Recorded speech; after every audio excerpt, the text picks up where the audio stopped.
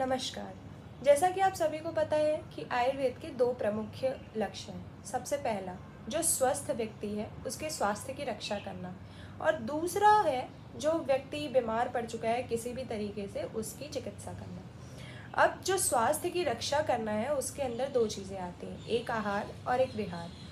जो आहार और विहार है वो फर्दर डिवाइडेड होता है एक दिनचर्या और ऋतुचर्या के बेसिस पे, जिसमें बताया जाता है कि पर डे की बातें करें तो आपको क्या खाना चाहिए, क्या नहीं खाना चाहिए, ये आहार में क्या करना चाहिए, क्या नहीं करना चाहिए स्वयं के लिए और समाज के लिए, वो विहार में।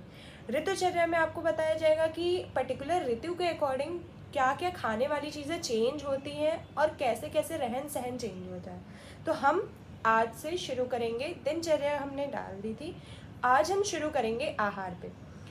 अब आहार क्या होता है? जो कुछ भी हम गले से खाएं, गले से नीचे जाए और फिर वो जाकर धातुओं का पोषण करे, जो कम हो गई हैं धातुएं, जो शीड हो रही हैं उसको बनाए, वो आहार है। आहार की इम्पोर्टेंस क्या है?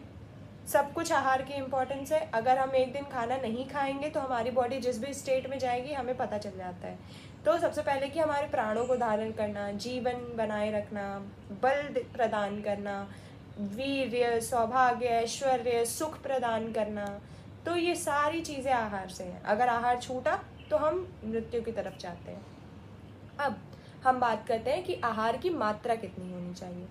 आहार की मात्रा हम जो आहार ग्रहण करने जा रहे हैं उस पर आधारित होती है।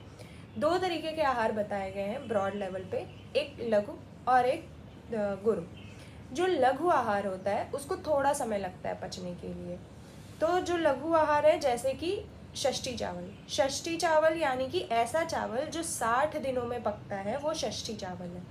ये जो चावल होता है वो हल्का होता है। हमारी मूंग की दाल, वो भी लघु में आती है।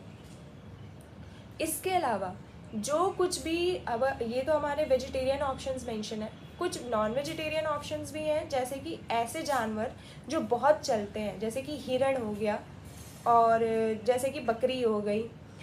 इसके अलावा ऐसे जानवर जो हमेशा उड़ते रहते हैं, तो कपिंजल पक्षी जैसे हो गया, तो ये नॉन वेजिटेरियन ऑप्शंस हैं। तो ऐसे आहार जो पचने में कम समय लेते हैं उनको कितना खाना चाहिए? मानिए आपकी मैक्सिमम लिमिट ये है, तो इस मैक्सिमम लिमिट से थोड़ा कम आप खाएं, ये आपके लघु की आइडियल अमाउंट है। इसके अलावा जैसे लाई भी हो गई, तो वो भी लघु आहार में जाएगी। हम इसके बारे में बाद में बात करेंगे। हम अभी क्लासिकल जो टेक्स्ट में एग्जाम्पल्स दिए हैं उसके बारे में बात करते हैं। दूसरा कैटेगराइजेशन है जो कि गुरु आहार है। गुरु आहार के लिए बोला गया है कि आप बेस्ट कोशिश करें कि 1/3 भाग खाएं। 1/3 भाग अपनी मैक्सिमम लिमिट की। अगर 1/3 भाग नहीं हो रहा है तो आधा खाएं, आधे से ऊपर बिल्कुल नहीं जाना है। ये मेंशन किया है गुरु के लिए। अब गुरु आहार में क्या क्या आता है? गुरु आहार में आपका जैसे गन्ना है, गन्ने से बनी बनी जो जो चीज़ें हैं, गन्ना से बना हुआ जैसे गुड़ है वो आ जाएगा। उसके बाद दूध है, दूध से बनी जो चीज़ें हैं, जैसे कि सबसे बड़ा आज के समय में पनीर। हम जिस रेट से पनीर का कंजम्पशन करते हैं, जितना हमारे लिए वो हो चुका है, उतनी ही हेल्थ के लिए वो प्रॉब्लमेटिक है। तो पनीर हो गया, मक्खन हो गया, दही हो गई, ये सारी जितनी भी चीज़ें हैं ये सब कुछ गुरु में जाती हैं। इसके अलावा जो मांस है, इसमें गुरु आहार में आता है, इन्हें भी पचने में अधिक समय लगता है।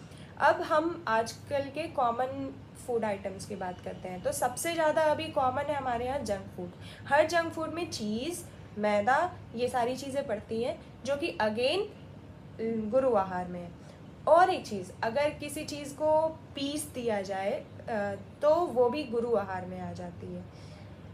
उसके अलावा हम जो भूजा खाते हैं, जो लाई वाला भूजा होता है, वो लघु आहार की कैटेगराइजेशन के अंदर जाएगा।